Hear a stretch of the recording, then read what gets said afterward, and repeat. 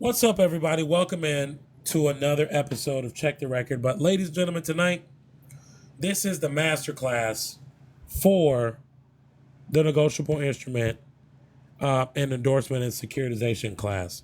All right? This is the masterclass that I'm going to be recording, ladies and gentlemen.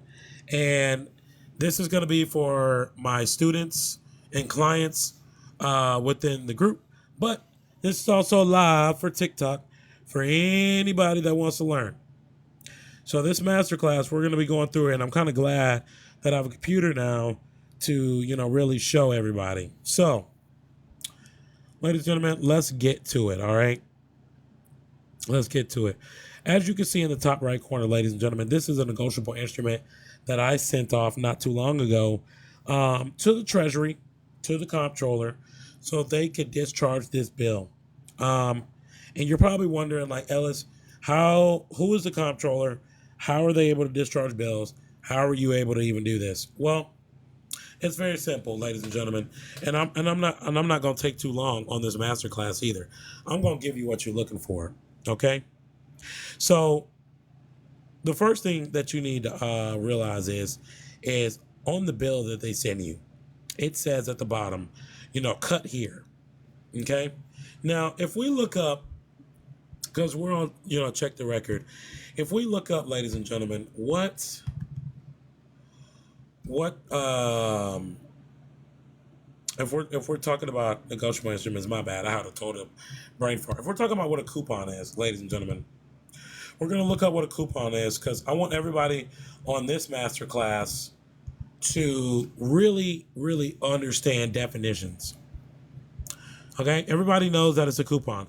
A coupon is a certificate or voucher that allows a consumer to purchase a product or service at a discounted price or to receive something for free. They can come as physical paper, such as clip the newspapers, or digital codes entered during online checkout. Now, these coupons, ladies and gentlemen, they range all the way, up to the Federal Reserve. Don't let these people fool you. You know what I'm saying? When they use words right in your face and then they hit you with a nuance and it means like two or three things, okay? So the coupon is the instrument, ladies and gentlemen. It's the instrument. And the definition of an instrument, let's look up an instrument.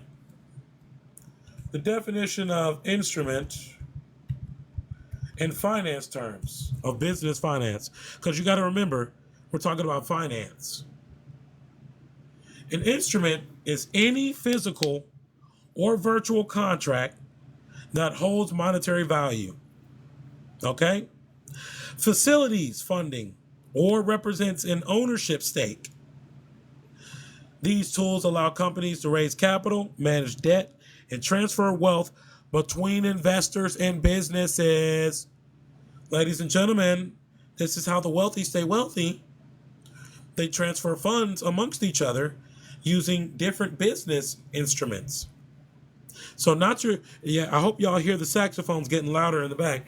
And yeah, saxophone's getting real loud now because we have figured it out. They put everything in books. They put everything in this, what we call, ladies and gentlemen, the UCC, the Uniform Commercial Code. Okay? Uniform Commercial Code is a comprehensive set of standard laws governing business and commercial transactions across the United States. It is widely used to bring consistency to interstate commerce, handling areas of sales and goods, leases, negotiable instruments, and secure transactions. So, ladies and gentlemen, now that we have kind of a base level of understanding of what we're dealing with. So we get our ruling authority from the UCC, and that ruling authority is what, as you can see on the screen here, is a comprehensive standardized set of laws governing business and commerce. So since it's governing business and commerce, I'm going to use this as my guiding principles as far as what I can and can't do within business law, ladies and gentlemen. Welcome in, everybody. If you're new here, welcome to Check the Record, ladies and gentlemen. Welcome to Check the Record, man. We're here to put fact over fiction. Okay? As you see, we're talking about negotiable instruments and how to use negotiable instruments to pay your bills. Because this is how you stop paying bills. Everybody wants to stop paying bills, but you don't want to put the work in. So we're putting the work in right now. I'm going to show you. Because I have a guide that's going to walk you through to how to reach this picture up here. How to reach that picture up here. Because what you see at the top, ladies and gentlemen, that's a negotiable instrument. Well, Ellis, how's it an instrument? Well, a coupon is an instrument. The coupon itself, ladies and gentlemen, is the instrument. So when you get the bill, just to show you that it's real, this is where I cut it from so y'all can see. I'm not lying. That in the picture is what you see here. And if you want to see the top part of it, no wrap in my cap. That look familiar at the top? That look familiar? So, ladies and gentlemen, sending negotiable instruments really isn't hard. I think everybody tends to make it hard. And I know that everybody learns differently. You know what I'm saying? But like, I'm going to make it really easy for you to cross the bridge tonight. Okay? So everybody pay attention, because I'm showing you right now how to send negotiable instruments, how to pay your bills, and how to do it properly. Okay? Step number 1, you need to be operating through a business. Okay? What type of business should or could you be operating through? So let's talk about it. Let's go to all. We're going to exit out of this. This is what we're going to do. We're going to do, what is a sole proprietorship business? A sole proprietorship is an owned incorporated business owned and run by one individual, i.e. you. So this is a business that you're going to start. So Ellis, where can I get my business documents and stuff started? Well, I'm glad you asked. We're going to go to the handy dandy IRS, and you're going to type in EIN number. And then when you type that in, employer identification number pops up, irs.gov. You click it, boom, it takes you right here. You go on the IRS website. Once you go on the IRS website on this page, who needs EIN before you apply, ways to apply, yeah. All right, you're going to find, here it is down here, ladies and gentlemen. Here's EIN, partnership, limited liability, corporation of all these entities. So we're going to come down here, apply online, right here. You see the hyperlink? How it works. I said apply online. Apply for an EIN. Click. All right. Apply for an employer identification number. Okay. So we can't see it. Why not?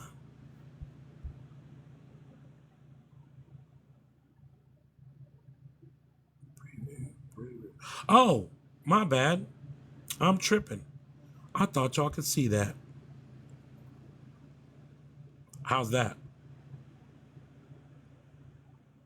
Oh, no. How's that? This needs to leave. There we go. There we go. My bad. Thank you for that. No wonder. I'm talking. Y'all got to tell me. I'll be tripping. All right, ladies and gentlemen. So now that we're on the EIN website, you can begin the application. All right. Sole proprietor right there at the top. Lord have mercy. They got a question mark by it. Boom. Sole proprietor, partnerships, limited liabilities. You got it all right here, ladies and gentlemen. So this is how you do it for free. So I'm trying to teach y'all the methods to save money. So you ain't got to have no company like Taylor Brand or whatever, you know what I'm saying, try and sell you on it. So what are you going to make? Individuals who are in business for themselves and household employees. Sole proprietorship, partnerships, corporation includes S corps, personal service corporations, real estate trusts, regulated investment conduits, and settlement funds. Limited liability company, LLC. An estate is a legal entity created as a result of a person's death. Hold on. It's made in a person's death. So why do we need to take claim of our estate? So we have an estate while we're living? Uh-oh. They're talking about dead estate. All right, you can do a trust. So when you click them, there go all your types of trusts, ladies and gentlemen. You have bankruptcy, charitable leads, charitable remainders, conservatorship, custodianship, escrow, Fannie Mae, Ginnie Mae, guardianship, irrevocable, pooled income fund, qualified funeral trust, receivership, revocable trust, settlement fund, or trust all other. You know, what are all other? A trust is required to file a 1041. Who? It depends on what trust. Why don't they have your ministry trust up here? Why don't they want you to know about a 508c1a? Well, let's take a second, ladies and gentlemen. We're doing research, right? Let's do research. Irrevocable. Joint venture, irrevocable. Man, this tells you everything about it. Name of your trust. Legal name of charitable lead. All right. This pretty much breaks down everything, huh?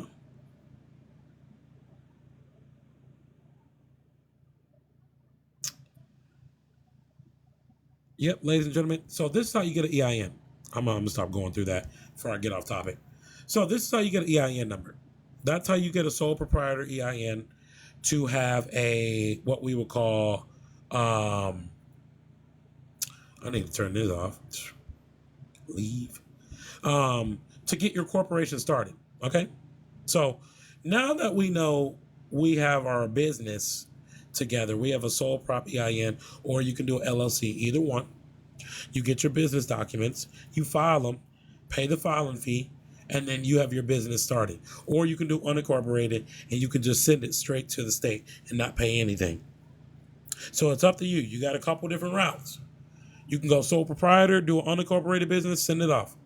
Or you can do an LLC and send it off. Your choice. All right. So now that you have your business set up, ladies and gentlemen, we come into stuff like this. You know what I'm saying? With the negotiable instrument. So if we go back to the guide here, if we go back to the guide, yeah.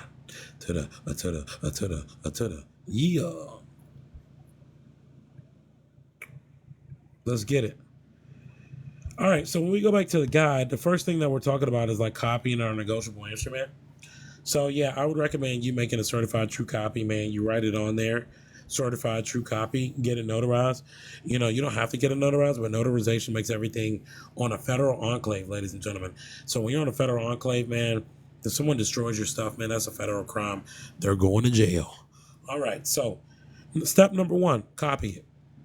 All right, step number 2, as you can see on the front, I did what we call here a special endorsement, paid to the order of the negotiable instrument. Like, who is going to be able to use this next? It's proper restriction. So as you can see, man, on my picture, I have paid to the order of the Office of the Comptroller of the Currency. So it restricts who can negotiate it next, being that they regulate banks and they, handle a lot of money. You know what I'm saying? Here, y'all are in the Treasury and y'all have the ability to cash in securities. So since y'all have that ability, I'm going to put a special endorsement on the front, paid to the order of the Office of the Comptroller of the Currency. Then I'm going to do a restrictive endorsement on the back. And I'm going to show you what that is in just a second. But just so we can clarify, a blank endorsement, ladies and gentlemen, is one when you like sign a contract for like a car or like a house and you didn't put like without recourse or reserving all your rights with UCC 1-308. At that point, you have a blank endorsement, man. They're going to transfer it, and securitize it and make money off of it. So you have to be real careful and make sure that when you're operating in commerce, you know what I'm saying, that make sure you know what you're doing. And then UCC 3-410, the conditional acceptance, man, that's accepted for value. That's what we're going to be writing on the back for the restrictive endorsement, because it's going to be for a deposit, and it's going to lock the instrument into one purpose and one purpose only. Drop that money on in my account. Give me my credits. So, and how do we get our credits? Well, ladies and gentlemen, that comes from the Social Security I'm sorry. No, it doesn't. It comes from them giving you proper considerations, back on, it does. It comes from the Social Security, the bond itself, you know what I'm saying? So all your bills and everything is paid for. All debt in America is paid for. And the reason it's paid for is because they're taking it from your Social Security and they have an account behind it. They got bonds set up with multi-millions of dollars that pay for everything that you need in life. You just need to know how to operate in commerce correctly in order to get it. Okay? So moving on the back of your negotiable instrument, as you can see here, ladies and gentlemen, man, this looks like a check to me. On the back of it, you're going to endorse it like you would do your W-2, check. As you can see, accepted for value, UCC 3-4110. Return for discharge of reference obligation only. I don't want any termination of my account services. I don't need you to, because I know they say for settlement and closure. No. You can close this particular issue and as paid. Facts. And you can, I would recommend you get a trust account and do it there. I changed it up, ladies and gentlemen. I went and got a stamp so I don't have to write it on the back. And you can see it here. Accepted for value, UCC 3-410. Return for discharge of this obligation. No termination of account services authorized. And all credits credited back to the principal account. Being that my business, you know what I'm saying, is the principal account, that's what we're shooting for, ladies and gentlemen. So this guide, ladies and gentlemen, y'all see the Cash App and Zelle up there. You can get this guide today for $100. You know what I'm saying? You're going to get it with this recorded masterclass that I'm doing right now. And, you know what I'm saying, you're going to get the guide itself and access to the group. I'm sorry, I had a whole brain fart. So you're going to get access to the group, ladies and gentlemen. So I recommend that y'all pay attention and y'all get the guide, bro, because, you know what I'm saying, it can walk you right through it. And once you're in the group, you're in the group. You know what I'm saying? Man, you in that thing. So we're going to reserve all our rights. Back to the subject, UCC 1-308, and then we're going to, without recourse, UCC 3-414, subsection E. Ladies and gentlemen, I use rule and authority on everything to show you proof of what we're doing. 100%. You know what I'm saying? I do nothing but law, and I do nothing but law correctly. Or if we're going to do it correctly, you know what I'm saying? Like, we're going to use the rule and authority, because I don't do no fake stuff. We're doing everything lawful, legal, and, you know, so we're going to get this money, because here's the name of the game. Everything is pushed by paper, ladies and gentlemen. This is a check that I'm creating. You can actually create it online with Adobe. You know what I'm saying? When you get a check like this, as you can see the picture up here, like, seriously, I could have did that like on Adobe if I wanted to, just to be more neat. But, you know, I wrote it for what it was. There you go. You know what I'm saying? There, you know, there I am. Accepted. You know, they have a barcode on it, ladies and gentlemen. A barcode is an identifier for people. You know what I'm saying? That's an identifier. So with that being said, you know what I'm saying? Then they have the optical numbers at the bottom for an individual check number. That's the individual check number at the bottom. I wrote it just like a check. That's exactly how a check looks. And now they're going to send me a check back with that amount from the Treasury. Watch it. I'm telling you. They're going to send that check back. And it's going to say money order on it. And it's going to be one of the Statue of Liberty ones for that amount. Now, let's say your negotiable instrument is a ticket and it had a whole bunch of stuff on it. Tickets, warrants, anything like that. Once you know what a negotiable instrument is, like right up here, according to UCC 3-104, it must show an unconditional order to pay, a fixed dollar amount, payable on demand or at a definite time, and be payable to a named party or bearer. So if we know that, and we know that a warrant constitutes as that, or a ticket constitutes as that. And if you can't write on the back of it, guess what we're going to do? We're going to create a paper, a document that has all this information on it. You know what I'm saying? The name, the invoice number, which in that case would be the case number, the date, the amount, and payable to, who it is payable to, and it's payable to me. You're going to write accepted for value, and you're going to sign it how you normally would, and you're going to send it back. You're either going to send it back to the comptroller, which I recommend sending it to the comptroller, but you can also send it to the comptroller and the attorney general. Being that they both regulate law, I would imagine that they would follow the law, right? Right. We got to start using our brains, ladies and gentlemen. Can y'all drop a hashtag TLDR in the chat for this masterclass, ladies and gentlemen? Too long didn't read. Too long didn't read. That's what we're doing. Now, they say notarize your endorsement. I'm not going to hold you. It would just add another layer of security, but you don't have to. You know what I mean? That's, it's not really necessary, but it will turn it into a federal, protected document under Federal Rule of Evidence 902. So, you know what I'm saying? Next, you could draft your conditional acceptance letter with it. Now, this is just a letter of you using the rule and authority and you stating what exactly you want, to happen. Because you're setting your terms. So what you're doing is, so a formal letter is sent alongside. It creates an unambiguous written record of your position, your conditions, your demand response, and the account that you're going to credit it to. It's the paper trail in any dispute. So we got to be smart about the things that we're doing. So I'm going to send this letter. I'm going to send a comprehensive letter telling them, you're doing fractional reserve banking. You're doing this, you're doing this, you're doing this, and you owe me this type of money. You owe me this, this, this, and this. I even want what do you call interest on it. I even want interest on it. So once we do it, you affix the stamp on the front. I'm gonna skip all this because, ladies and gentlemen, this is nothing but the Stamp Act, going back to the British Parliament to give you a little bit of history lesson, TLDR. You know what I'm saying? I sum it up. You know what I'm saying? This is how much everything used to be. Pence was pennies, shillings was a nickel, and pounds was, like $1, I guess, back in that time. So, these are the prices of certain stamps, based on, whatever you're sending. But you don't even have to worry about that, ladies and gentlemen, because the main part you need to realize, put one forever stamp in the corner. As you can see this picture right here, put one forever stamp in the top right corner if you can. If you don't have enough room and you're going to cover something up, put it in the bottom right. As long as it's on its face, you're good to go. Okay, so as long as it's on its face, you're good to go. So once you put it in the corner, you're going to cancel it now. You see where it says right here on the front of the instrument and the top right? You see how it looks like a check? I made it, but I didn't make this. I had AI create it for me, and it made it just like this. It's a check, and you cancel it by putting ER, the date that you're doing it, and accepted for value, and a line crossing through it.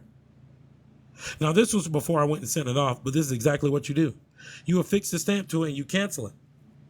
It's the same method as 1765. Ain't shit changed. Ain't nothing changed, ladies and gentlemen. It's all the same. So you don't want to cover any printed text or dollar amounts. And so once you do that, bruh, you send that bad boy off registered mail, ladies and gentlemen. The ER is my initials, Ellis Raspberry. You put your initials for who's canceling the stamp. See? Ellis Raspberry on the date that I made this guide, accepted for value. But you can also get them if you're cool with the clerk at the post office. She can just cancel the stamp for you, date stamp. With the little stamp. Boop. You know what I'm saying? She did that for me on that negotiable instrument that you're looking at right now. She had stamped it because my pen wasn't working. Plus, she liked me. So that's cool. You know what I'm saying? Yeah, no, the ER is just my name. You got to put your initials. See, right here. Cancel by writing initials, date, and AFV across in pen. Same method. So you can cancel it yourself or you can have them cancel it. So once you do all that, ladies and gentlemen, you're going to send a registered mail right here. Registered mail. Pay the $20. You know what I'm saying? Put some insurance on it. $500 worth. And send it off. Send it off to the comptroller of the currency. So, Ellis, what's the address of the comptroller of the currency? What is the OCC address?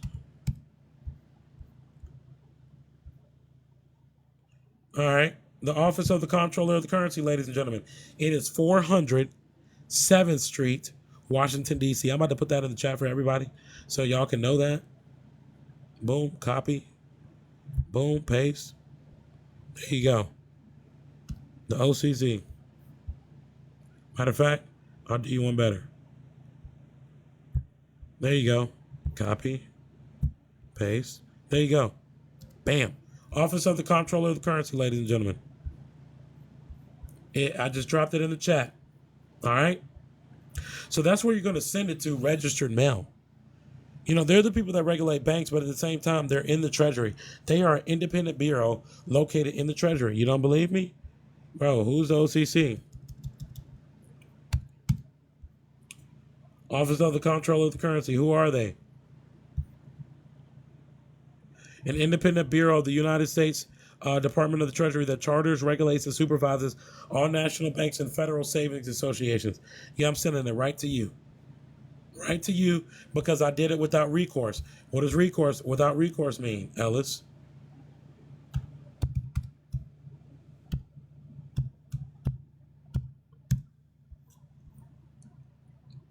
Governs disclaimers of liability?